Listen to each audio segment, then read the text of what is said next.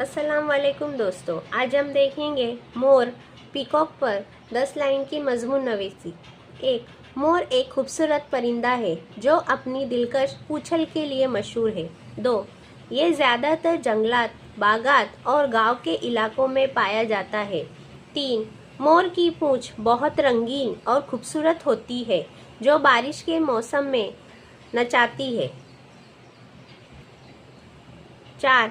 नर मोर की पूंछ बड़ी और रंग बिरंगी होती है जबकि मादा मोरनी की पूंछ सादा होती है। 5. मोर का रक्स कुदरत के हुस्न का एक खूबसूरत मुजाहरा होता है। 6. ये ज़्यादातर कीड़े मकोड़े, बीज और छोटे जानवर खाता है। 7. मोर का ताल्लुक मुर्गाबियों के खानदान से है। 8. ये परिंदा भारत का कौमी परिंदा भी है। 9. लोग इसे खुशकिस्मती और खूबसूरती की अलामत समझते हैं। 10.